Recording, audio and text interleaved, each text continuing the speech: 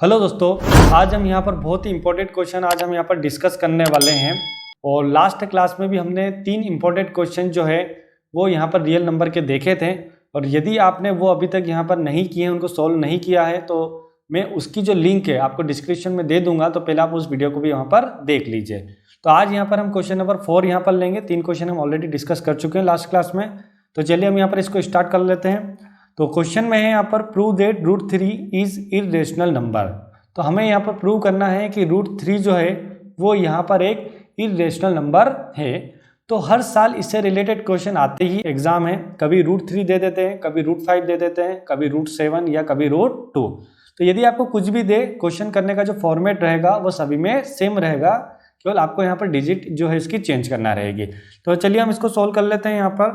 तो √3 हमें एक इरेशनल नंबर यहाँ पर प्रूव करना है। तो इसके लिए हम यहाँ पर क्या करेंगे, let us assume to the contrary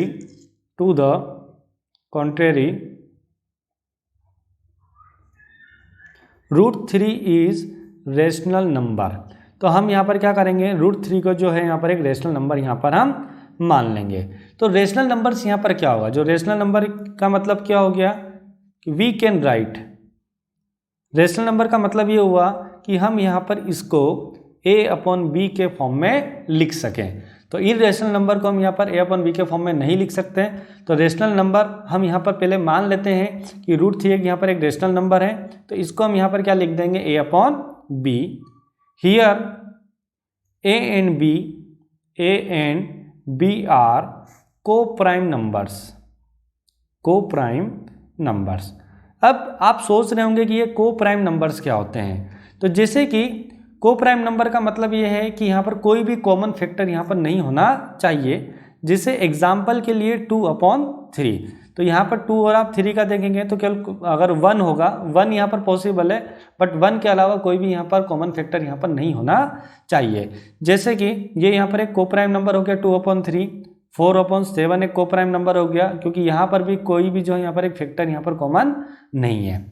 लेकिन यदि हम यहाँ पर लें 4/6, तो ये यहाँ पर 4 और जो 6 है ये यहाँ पर को प्राइम नंबर नहीं होंगे, क्योंकि ये यहाँ पर 2 से जो कि है डिवाइड हो सकते हैं। इसलिए यहाँ पर हम 4 और 6 को प्राइम नंबर जो है वो नहीं कह सकते हैं। तो यहाँ पर दोस्तों हम जो है a और b को यहाँ पर हम क्या कर रहे हैं, को प्राइम नंबर्स यहाँ पर ले रहे हैं। तो यदि यहाँ पर हम इसको ऐसा लिखते हैं तो यहाँ पर हम क्या लिखेंगे, इसको a = √3b now scouring both side. अब यहाँ पर हम जो है इसको स्क्योरिंग कर देंगे दोनों साइड, स्क्योरिंग बोथ साइड। तो ये आ जाएगा a² √3b का होल स्क्योर। तो a² = √3। तो √3 का जो स्क्योर है यहाँ पर वो यहाँ पर क्या आ जाएगा, 3b का square.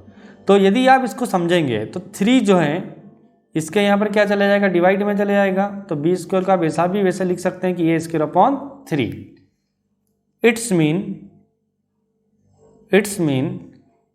a² is divisible by 3। तो यहाँ पर जो है a² जो होगा वो यहाँ पर क्या होगा, डिविजिबल होगा यहाँ पर 3 से। तो हम यहाँ पर क्या कह सकते हैं, also a is divisible by 3।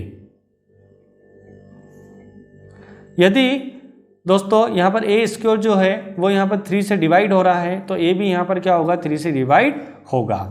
अब यदि a यहाँ पर 3 से डिवाइड होगा तो हम यहाँ पर क्या लिख सकते हैं, वी कैन राइट, हम यहाँ पर लिख सकते हैं a = 3c। क्योंकि a यहाँ पर जो है वो यहाँ पर 3 से डिवाइड हो सकता है, इसलिए हम यहाँ पर a को यहाँ पर एक हम c कोई भी नंबर ले लेते हैं, c is any integer, c is any natural number ले लेते हैं। तो कोई भी नंबर आप यहाँ पर ले सकते हैं, c इज एनी नंबर। इसको मैंने यहाँ पर इक्वेशन फर्स्ट ले लिया। Now putting in equation first. अब हम यहाँ पर इसको इक्वेशन फर्स्ट में पुट कर देंगे। तो यहाँ पर a की जगह हमने क्या रख दिया, 3c। तो ये हो गया यहाँ पर 3c का स्क्वायर = 3b का स्क्वायर। तो 3 का स्क्वायर हो गया 9c² and 3b²।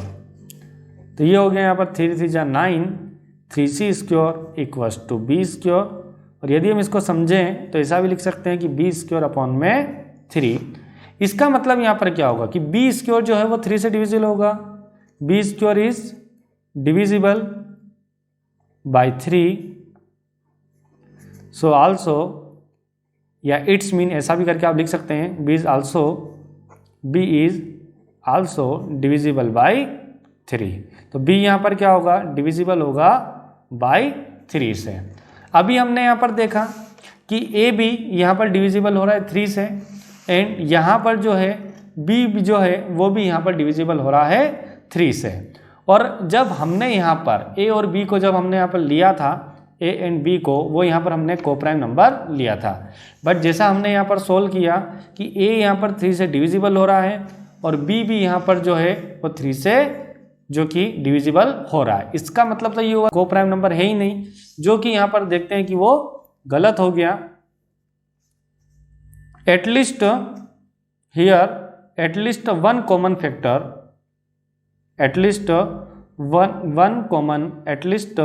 One common factor 3 in A and B.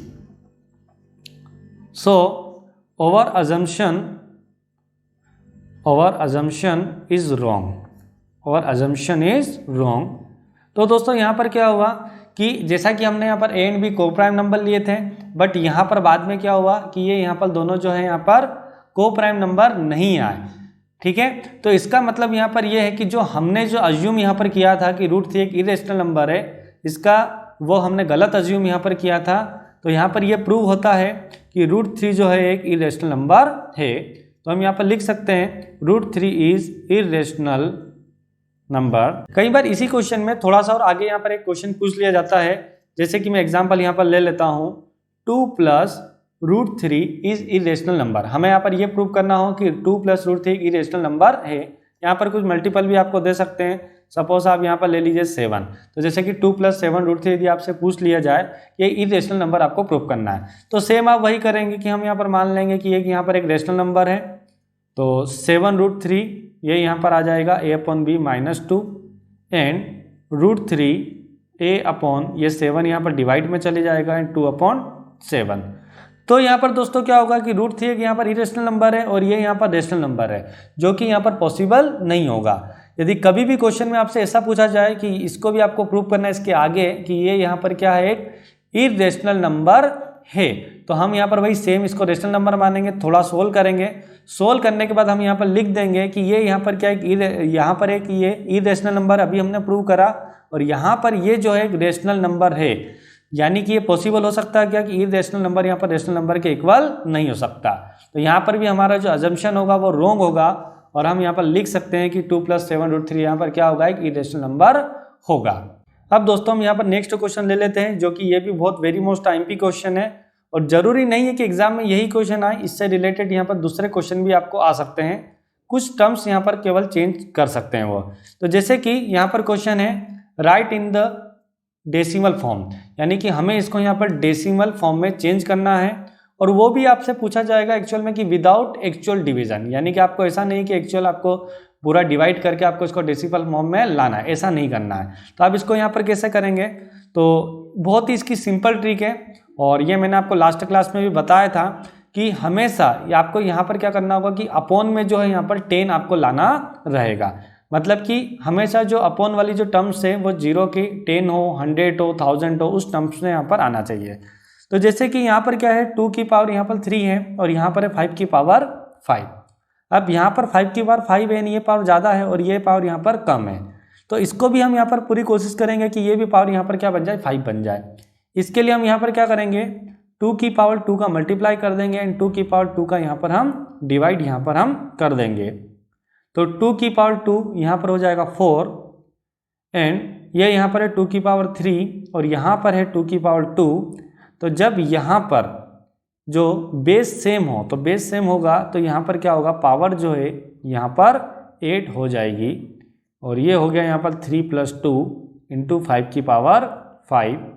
अब यहाँ पर हम मल्टीप्लाई कर देंगे, 9 × 4 = 36 कैरी 3, 4 × 2 = 8, 8 एंड 3 11 एंड 2 की पावर ये हो गया यहाँ पर 5 इंटू 5 की पावर हो गया यहाँ पर 5। अब जो है हम इसको यहाँ पर कुछ इस तरीके से लिख देंगे 116 2 इंटू 5 की पावर 5। ओके, क्योंकि इसकी भी पावर 5 है और इसकी भी पावर यहाँ पर 5 है। तो यहाँ पर हमने जो है यहाँ पर दोनों की कॉमन पावर यहाँ पर 5 हमने लिख दी है। ये हो गया यहाँ पर 116 एंड ये हुआ यहाँ पर 5 2 जा 10 की पावर 5। इसका मीन यहाँ पर ये हुआ कि यहाँ पर जो है 5 जीरोस यहाँ पर आ जाएंगे। अब डेसिमल फॉर्म में जो इसको चेंज करना बहुत ही सिंपल रहेगा। तो 611 5 डिजिट के बाद आपको यहाँ पर पॉइंट लगाना है, क्योंकि 1 2 3 4 5, तो 1 2 3 नहीं है यहाँ पर डिजिट तो 0 लगा सकते हैं, यहाँ भी 0 एंड ये यहाँ पर हो गया पॉइंट, इस तरीके से। तो इस प्रकार जो है इसका जो डेसिमल फॉर्म होगा, इस क्वेश्चन का जो डेसिमल यहाँ पर फॉर्म होगा वो यहाँ पर ये रहेगा।